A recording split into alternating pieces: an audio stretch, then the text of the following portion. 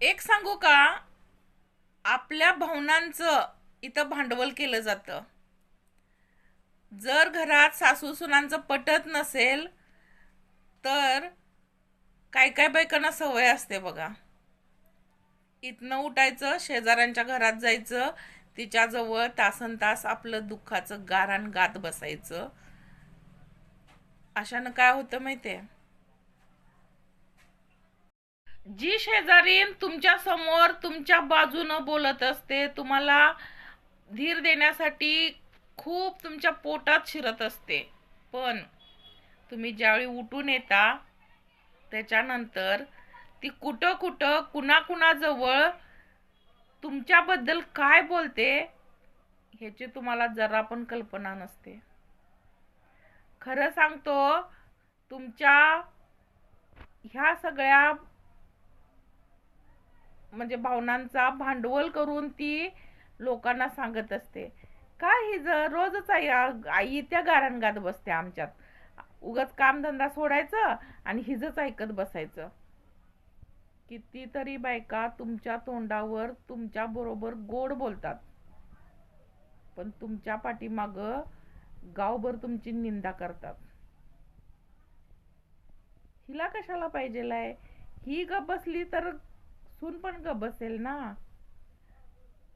आणि हे सत्य आहे की लोक त्यात चार गोष्टी घालतात. तुम्ही दोन गोष्टी बोला, बायका तर याच्यात जास्तच पहिला नंबर आहे. एक जर बातमी तुम्ही शेजाऱ्याजवळ बोलला तर त्याच्यात चार गोष्टी होत्यात आणि सगळ्या गावभर होते, आणि फिरून फिरून फिरून तुमच्या सुनाजवळ ते येते. तुम्ही बोललेलं त्याच्यात तोपर्यंत 10 गोष्टी मिळवलेल्या असतात. मीठ मिरची मसाला सगळं भरून तिला तिचे कान भरवले जातात. त्यामुळं पण तुमच्या घरात भांडण लागू शकते. म्हणून कुणाजवळ बोलूच नका ना. हा, कुणी काय सांगत असेल तर ह्या कानानं ऐका, ह्या कानानं सोडून द्या. कारण तुम्हाला ज्या गोष्टी फुगवल्या जातात, तुम्हाला सांगितलेल्या गोष्टी सगळ्या खऱ्याच असतील असं नाही. त्यात एक दोन गोष्टी खऱ्या असतील, पण तुमचं घरात चाललेलं चांगलं, तुमचं चाललेलं सासू सुनांचं चांगलं लोकांना बघवत नाही. कारण त्यांच्या घरात ती सासूला जी वागणूक असते ना, ती तुम्ही कधीतरी अनुभव घ्या. ज्या बायका तुमच्याविषयी पाठीमाग जी चर्चा करत बसतात का नाही, त्यांच्या घरात तेच असतंय. पण आपलं ठेवायचं झाकून आणि दुसऱ्याचं बघायचं वाकून. हा प्रकार आहे इथं. आता सोशल मीडियाचा जमाना आहे, त्यामुळं भांडण पण डिजिटल झाल्यात. सुनाला आणि सासूला असं ऑफलाईन भांडत नाहीत, भांडणं पण डिजिटल झाल्यात. काय काय आहेत सुना, माझ्यावर इतका अत्याचार झाला, मला घरच्यांनी असं केलं, मी लव्ह मॅरेज केलं तर मग मला एवढं सहन करावं लागलं, मला ते करावं लागलं. फक्त सहानुभूती मिळवायची. लोक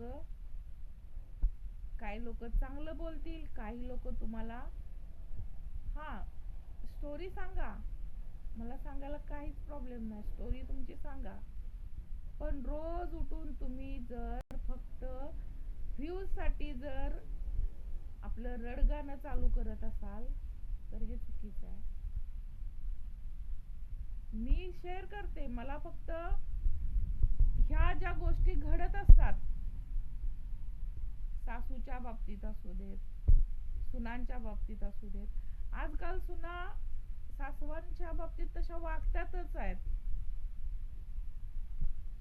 मग मला काय वाटतंय, माझे विचार जर चार लोकांपर्यंत पोहोचले, जर एखाद्या जरी म्हणजे सुनावर परिणाम झाला ऐकून, तर मी स्वतःला धन्य समजेन. कारण मी काही इतकी ज्ञानी नाही. फक्त अनुभव आहेत, अनुभवाचे काही बोल आहेत, सत्य घटना आहेत ह्या, आणि मला ते सांगायला तुमच्यापर्यंत पोचवायला आवडतात. फक्त इतकंच, काय काय निगेटिव्ह लोक आहेत त्यांच्याकडे मी दुर्लक्ष करते. त्यांच्याशी मला काही देणं घेणं नाही.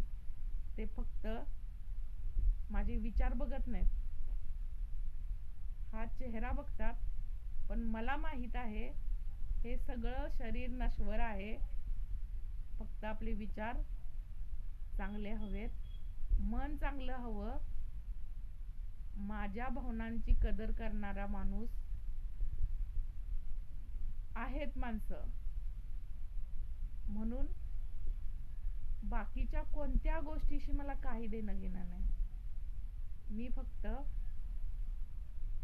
माझं जे काम आहे ते मी करते, कारण मला बोलायला आवडतं. जास्त कमी बोलत असेल मी, चुकत पण असेल. काही लोकांनी जर माझ्या चुका दाखवल्या तर मला वाईट वाटत नाही. पण हा, मी फालतू ऐकून घेत नाही. एकाने मला परवा केलती कमेंट, मी त्यांना उत्तर पण दिलं, त्यांच्या भाषेत दिलं. संस्कार असतील तर समोरच्याला जर तुम्ही चुका दाखवत असाल तर शिव्या देऊन चुका दाखवायची कोणती पद्धत हो तुमची? आणि अशा माणसाला मी कधीही योग्य म्हणणार नाही. आणि त्या माणसांनी चुकीचंच लिहिलेलं. अर्धवट जर व्हिडिओ बघत असाल, अर्धवट बघून जर मला तुम्ही टार्गेट करत असाल तर अक्कल पाजळवायची काही गरज नाही. काय मला माहित आहे मी काय बोलायला पाहिजे, काय नाही बोलायला पाहिजे. मी तितका विचार करूनच बोलते. हा, कुणी जर सांगितलं की हा बाळ तू इथं म्हणजे चुकलेस, ते लहानांनी सांगू देत, मोठ्यांनी सांगू देत, चुकीला चूक म्हणायला मी तयार आहे. पण विनाकारण नाही.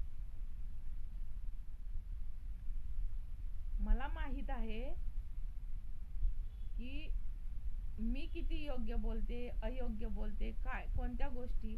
हा, एखाद वेळेस संदर्भ चुकत असेल. त्या बाबतीत एका ताईंनी मला कमेंट केलेली की तुमचं हे बोलणं चुकीचं आहे. असू शकतंय, कारण नाण्याला दोन बाजू असतात. मी माझ्या पद्धतीनं बोलले, तुम्ही तुमच्या जागी योग्य असू शकता ताई. त्यामुळं ज्यांनी कोणी मला जर सांगायचा प्रयत्न केला तर मी असं नाही म्हणत की मी शहाणी आहे. अजिबात नाही. माझ्यापेक्षा खूप ज्ञानी लोक या जगात आहेत. पण फक्त आपल्या अनुभवाचे बोल असतात, ते तुमच्यापर्यंत सांगायला मला आवडतं. तर व्हिडिओ आज खूपच मोठा झाला, त्याबद्दल सॉरी. आणि आवडला तर लाईक करा, शेअर करा, आणि फेसबुकला बघत असला तर फॉलो करायला विसरू नका.